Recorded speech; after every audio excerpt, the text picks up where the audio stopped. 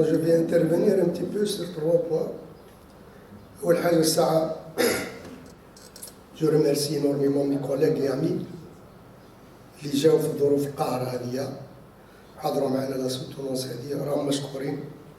Franchement, يعني c'est extraordinaire. Et ils ont appliqué exactement le principe et l'esprit de la recherche scientifique, c'est-à-dire que, quelles que soient les barrières, on est toujours là pour faire avancer les choses. Deuxièmement, je vais un petit peu revenir au sujet. Je ne vais pas entrer dans les détails, mais globalement, vous savez, si vous regardez bien ce type d'équation, avec cette fameuse singularité où, disons, c'est vraiment une discontinuité, parce qu'à un certain moment, il apparaît le signe, moins 1, 0, 1, et donc il y a vraiment une discontinuité.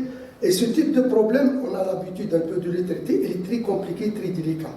Heureusement, je le dis, heureusement, ce type de problème ne peut être traité que sous les formes intégrales. Il ne peut pas être traité autrement. Pourquoi? Parce que l'intégrale, elle est là pour aplanir, disons, pour adoucir un petit peu ce type de singularité. Et la preuve, vous savez que lorsque vous avez une fonction, elle n'est pas nécessairement continue, même si elle est discontinue, sous la forme intégrale, on récupère une certaine régularité. Donc vous voyez bien que c'est pour ça, c'est très intéressant de travailler un petit peu dans cette direction de ce type d'équation avec intégrale, parce que ça adoucit et ça élimine, on peut dire, complètement presque ce type de singularité qui est de première espèce. On ne peut pas éliminer, par exemple, des singularités aussi compliquées, plus compliquées que ça, mais quand même ça. Et c'est pour cela qu'elle n'a pas beaucoup d'incidence sur le résultat final, au contraire.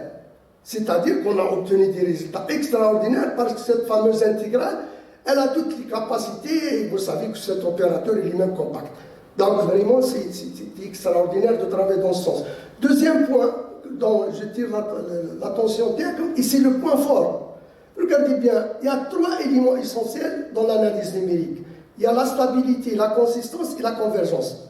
Vous savez que lorsqu'on passe d'un problème continu à un problème discret, puis à la fin à l'analyse numérique, chaque fois, normalement, on doit ajouter des conditions.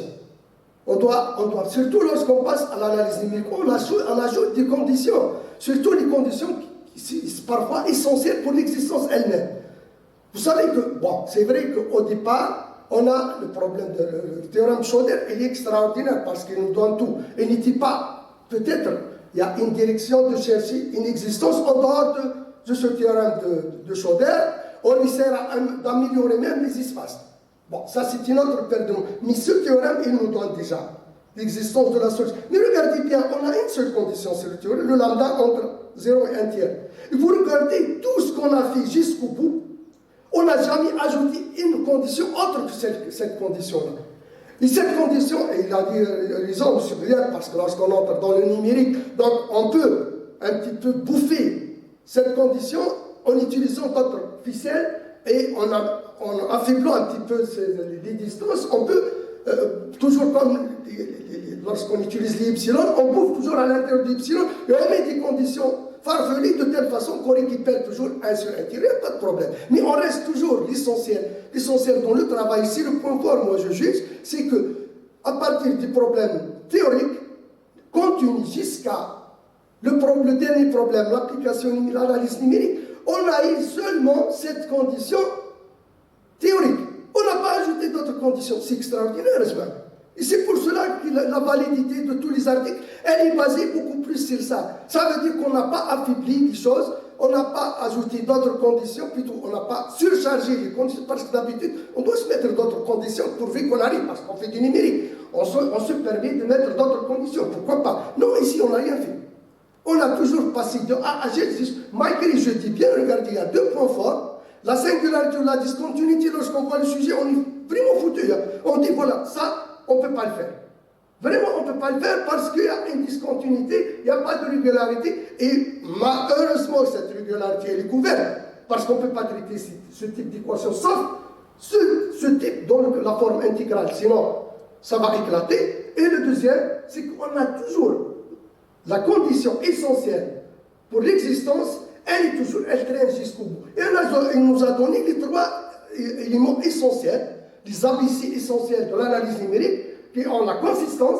On a bien la consistance, il n'y a aucun problème. C'est vrai qu'on peut parler d'un taux de H carré, mais on n'est pas là pour faire le temps de calcul, et ainsi de suite. On n'a pas besoin de ça actuellement parce que tout est amélioré actuellement. Il y a des logiciels qui font tout. Donc, le deuxième point, c'est que donc la convergence, il n'y a aucun problème. Elle est bien convergente avec des taux vraiment extraordinaires. Et la troisième, la stabilité, vous pouvez pas passer, parce qu'on a presque une transition. Normalement, on passe du continu, le discret, et puis dans l'analyse numérique, on revient. Regardez bien tout ce qu'il a fait, il y a la différence là entre le continu et la consistance, c'est la consistance. Il y a deuxième entre le discret et le numérique, et ça a donné de très bons résultats. Et normalement, si on voulait, la stabilité, elle est facile à vérifier parce qu'on n'a pas de condition, c'est la condition initiale. Donc, quelle soit la condition initiale, tout marche. On n'a rien changé parce que la stabilité, on doit faire bouger un petit peu les choses pour avoir un peu qu'est-ce qu'il apporte sur la solution. Mais j'en suis certain, il n'y aura pas de problème parce que c'est toujours la même condition essentielle qui est le lambda entre 0 et 1. Voilà un petit peu ce que je voulais vous dire pour vous montrer un petit peu cette approche et vraiment le cœur, le fond du travail et l'originalité de ce type de travail. On a eu de la chance un petit peu d'être dans cette considération déjà de forme intégrale, c'était extraordinaire. Bon, le troisième point dont je vais intervenir premièrement en tant qu'encadreur, deuxièmement en tant que président du CFD et troisièmement en tant que l'initiateur un petit peu de ce doctorat dans le temps, avec l'équipe de Fatah et professeur Fatah et les autres. Vous savez que, premièrement, sincèrement, je félicite les amis et les collègues de Labo. Si 4 étudiants qui ont été rescapés d'un certain doctorat, vu qu'il y a un certain moment une session de coopération un petit peu, et ils étaient laissés un petit peu pour leur compte.